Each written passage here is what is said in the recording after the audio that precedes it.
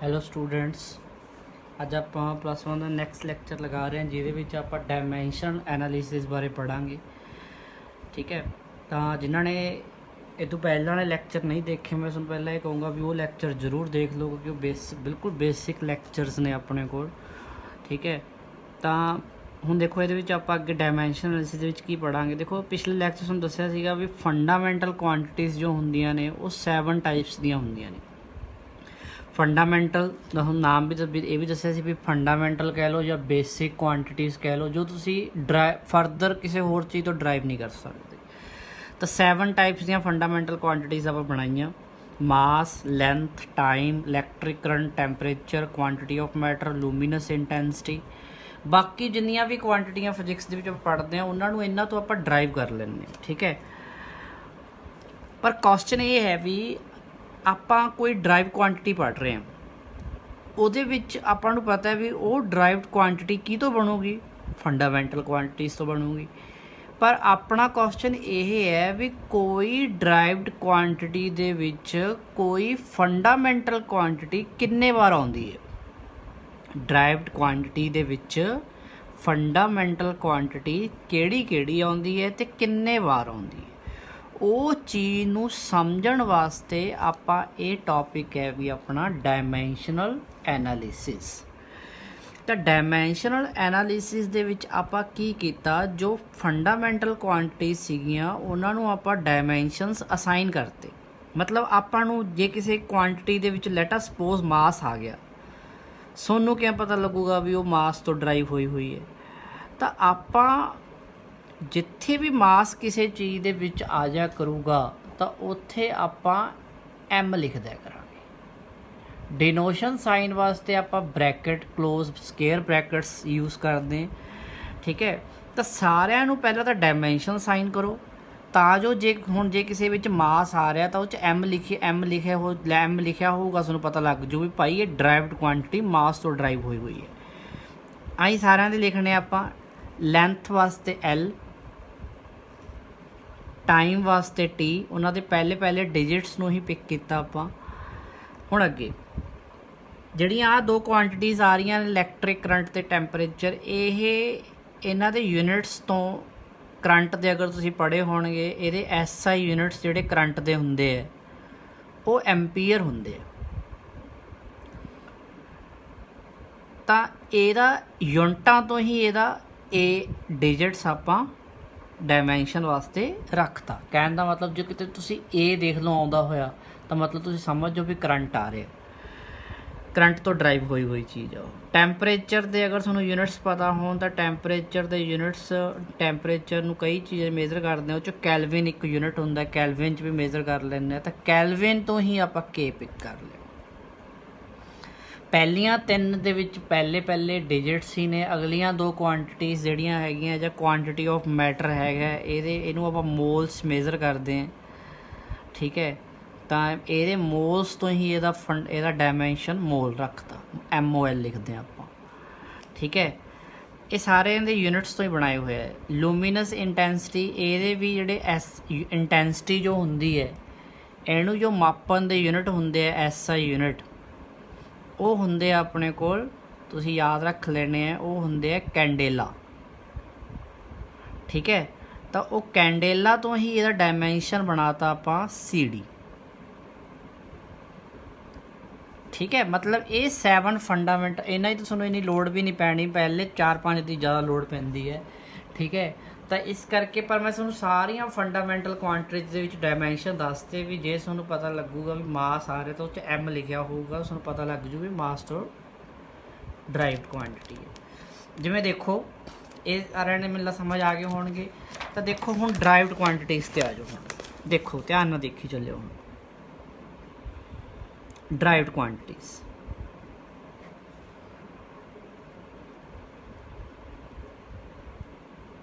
ਹੁਣ ਆਪਣੇ ਕੋਲ ਆ ਗਈ ਸਪੀਡ।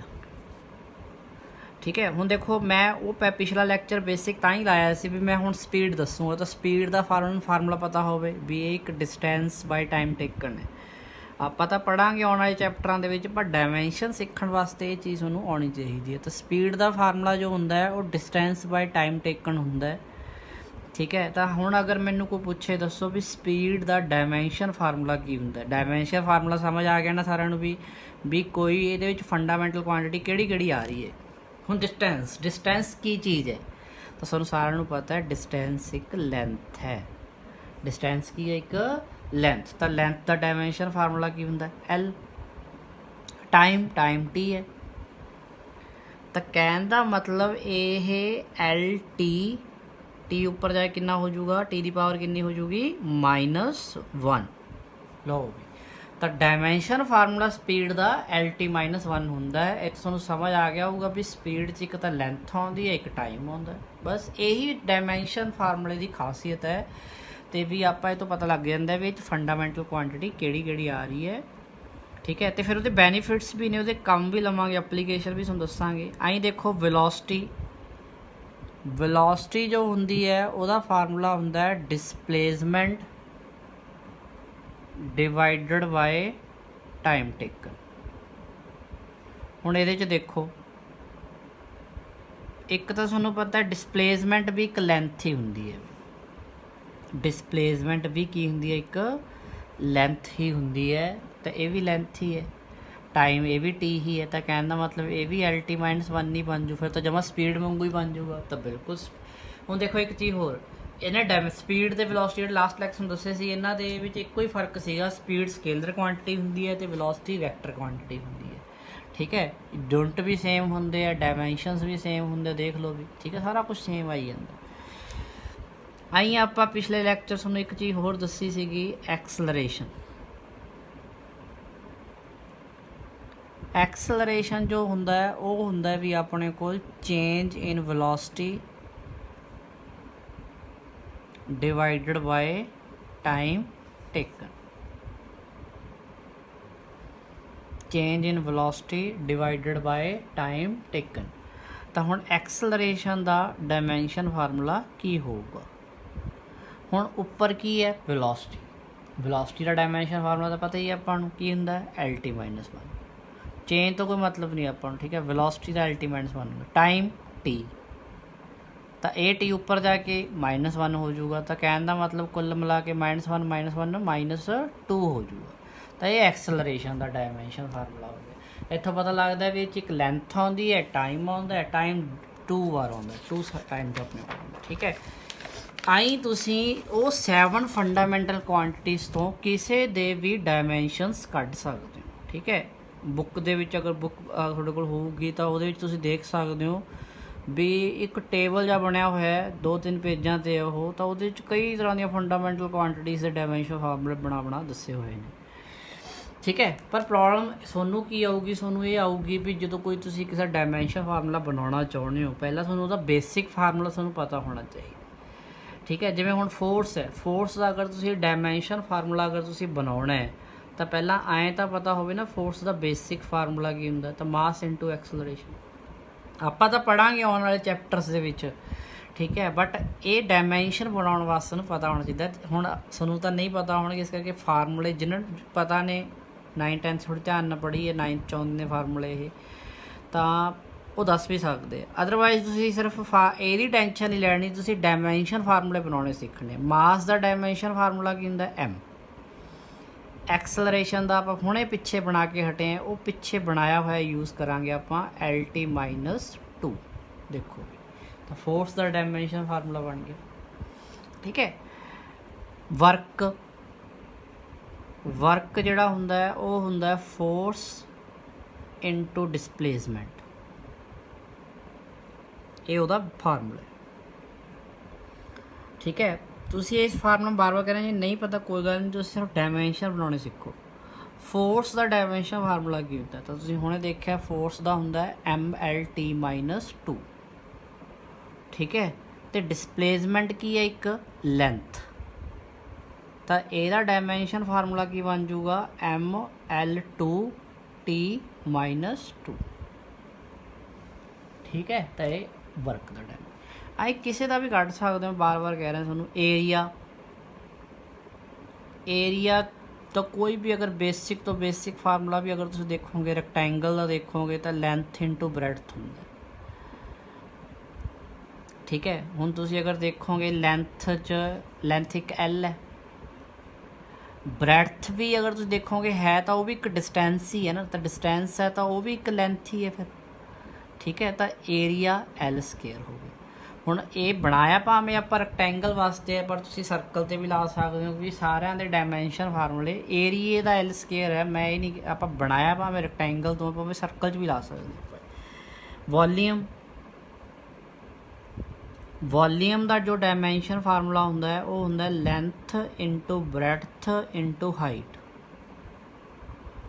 ਪਰ ਤੁਸੀਂ ਕਹੋਗੇ ਜੀ ਲੈਂਥ ਬ੍ਰੈਡਥ ਹਾਈਟ ਹੈ ਤਾਂ ਸਾਰੇ ਡਿਸਟੈਂਸ ਹੀ ਹੈ ਨਾ, ਤਾਂ ਫਿਰ ਸਾਰੇ ਐਲ ਐਲ ਐਲ ਨਹੀਂ ਹੋਣੇ ਚਾਹੀਦੇ, ਤਾਂ ਕਹਿਣ ਦਾ ਮਤਲਬ ਇਹ ਐਲ ਕਿਊਬ ਹੋਣਾ ਚਾਹੀਦਾ, ਠੀਕ ਹੈ ਨਾ। ਤਾਂ ਮੈਂ ਕੁਛ ਕੁਆਂਟੀਟੀਜ਼ ਇੱਥੇ ਲਿਖ ਰਿਹਾ ਜਿਨ੍ਹਾਂ ਦੇ ਡਾਇਮੈਂਸ਼ਨ ਫਾਰਮੂਲੇ ਤੁਸੀਂ ਬਣਾ ਸਕਦੇ ਹੋ, ਠੀਕ ਹੈ। ਅਤੇ ਬਣਾ ਕੇ ਮੈਨੂੰ ਜ਼ਰੂਰ ਦੱਸਿਓ, ਠੀਕ ਹੈ, ਵੀ ਕੀ ਡਾਇਮੈਂਸ਼ਨ ਫਾਰਮੂਲੇ ਉਹਨਾਂ ਦੇ ਆਉਂਦੇ ਆ। ਪ੍ਰੈਸ਼ਰ, ਠੀਕ ਹੈ। ਹੁਣ ਇਹਨਾਂ ਦਾ ਬੇਸਿਕ ਫਾਰਮੂਲੇ ਮੈਂ ਤੁਹਾਨੂੰ ਦੱਸ ਦਿੰਦਾ ਵੀ ਕੀ ਹੁੰਦੇ ਆ। ਪ੍ਰੈਸ਼ਰ ਦਾ ਜੋ ਫਾਰਮੂਲਾ ਹੁੰਦਾ ਉਹ ਫੋਰਸ ਬਟਾ ਏਰੀਆ ਹੁੰਦਾ, ਠੀਕ ਹੈ। ਡੈਂਸਿਟੀ ਮਾਸ ਅਪੋਨ ਵੋਲੀਅਮ ਹੁੰਦਾ। ਇਹ ਤੁਸੀਂ ਬਣਾ ਕੇ ਰੱਖਿਓ, ਕੱਲ੍ਹ ਵਾਲੇ ਲੈਕਚਰ 'ਚ ਮੈਂ ਲਿਖੂੰਗਾ ਅਤੇ ਤੁਸੀਂ ਕ੍ਰੋਸ ਚੈੱਕ ਕਰ ਲਿਓ ਤੁਹਾਡੇ ਸਮਝ ਹੀ ਆਉਂਦੇ ਕਿ ਨਹੀਂ, ਠੀਕ ਹੈ। ਮਾਸ ਅਪੋਨ ਵੋਲੀਅਮ ਡੈਂਸਿਟੀ, ਠੀਕ ਹੈ। ਆਈ ਤੁਸੀਂ ਪਾਵਰ ਜੋ ਹੁੰਦੀ ਹੈ that is work upon time,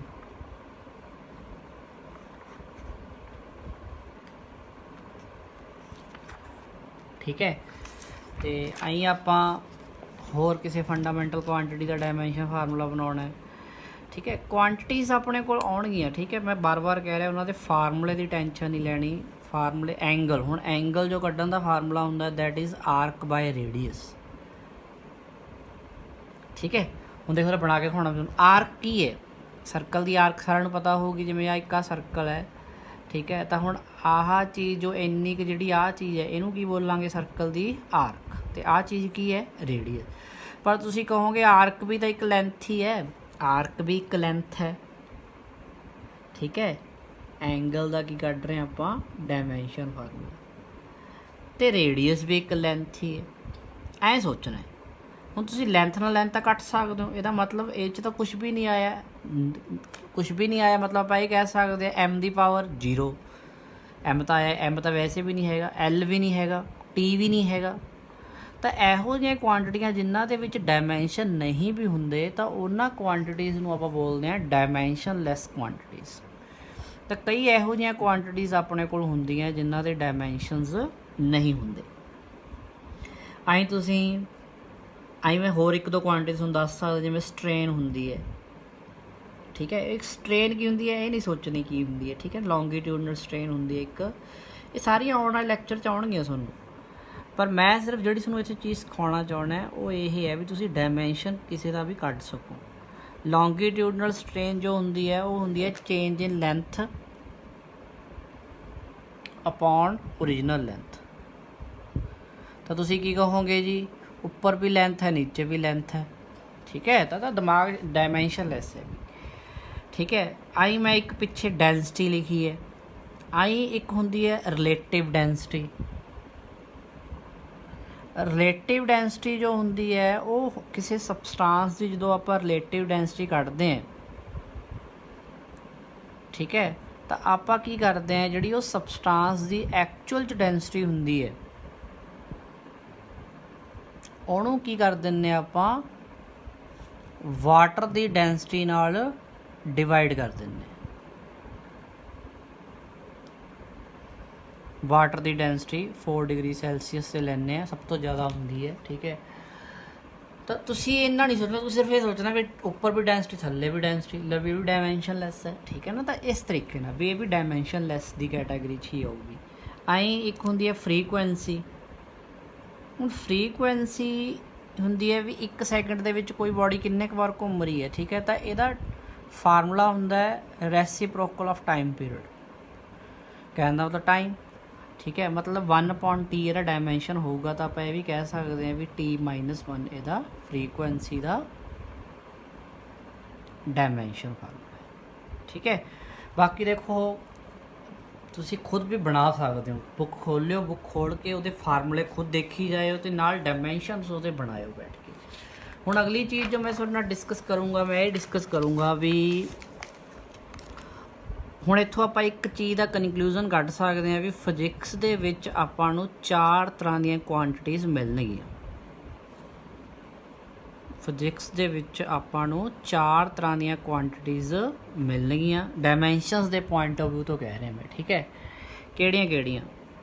ਇੱਕ ਤਾਂ ਇਹੋ ਜਿਹੀਆਂ ਕੁਆਂਟੀਟੀਜ਼ ਤੁਹਾਨੂੰ ਮਿਲਣਗੀਆਂ ਜਿਨ੍ਹਾਂ ਦੇ ਡਾਇਮੈਂਸ਼ਨਸ ਹੁੰਦੇ ਹੈ ਤੇ ਉਹ ਕਾਂਸਟੈਂਟ ਹੁੰਦੇ ਆ, ਡਾਇਮੈਂਸ਼ਨਲ ਕਾਂਸਟੈਂਟ ਉਹਨਾਂ ਨੂੰ ਬੋਲਾਂਗੇ।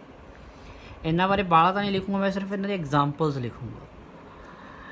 ਕਈ ਇਹੋ ਜਿਹੀਆਂ ਚੀਜ਼ਾਂ ਤੁਹਾਨੂੰ ਫਿਜ਼ਿਕਸ ਦੇ ਵਿੱਚ ਦੇਖਣ ਨੂੰ ਮਿਲਣਗੀਆਂ ਜਿਨ੍ਹਾਂ ਦੇ ਡਾਇਮੈਂਸ਼ਨਸ ਤਾਂ ਹੁੰਦੇ ਆ ਬਟ ਉਹ ਵੇਰੀਏਬਲਸ ਹੁੰਦੇ ਆ। ਕਾਂਸਟੈਂਟ ਵੇਰੀਏਬਲਸ ਮੈਨੂੰ ਸਾਰਿਆਂ ਨੂੰ ਪਤਾ, ਉਹ ਕਾਂਸਟੈਂਟ ਜਿਹੜੇ ਚੇਂਜ ਨਹੀਂ ਹੁੰਦੇ, ਜਿਹੜੇ ਬਦਲਦੇ ਨਹੀਂ, ਵੇਰੀਏਬਲਸ ਜੋ ਚੇਂਜ ਹੁੰਦੇ ਰਹਿੰਦੇ ਆ। ਆਈ ਤੁਸੀਂ ਫਿਜ਼ਿਕਸ ਦੇ ਵਿੱਚ ਇਹੋ ਜਿਹੀਆਂ ਕੁਆਂਟੀਟੀਜ਼ ਵੀ ਪੜ੍ਹੋਗੇ ਜਿਨ੍ਹਾਂ ਦੇ ਡਾਇਮੈਂਸ਼ਨਸ ਨਹੀਂ ਹੁੰਦੇ, ਡਾਇਮੈਂਸ਼ਨ ਲੈਸ ਹੁੰਦੇ ਹੈ ਪਰ ਹੁੰਦੇ ਕਾਂਸਟੈਂਟ ਹੈ। ਚੌਥੀ, ਤੁਸੀਂ ਫਿਜ਼ਿਕਸ ਦੇ ਵਿੱਚ ਇਹੋ ਜਿਹੀਆਂ ਕੁਆਂਟੀਟੀਜ਼ ਵੀ ਪੜ੍ਹੋਗੇ ਜਿਨ੍ਹਾਂ ਦੇ ਡਾਇਮੈਂਸ਼ਨਸ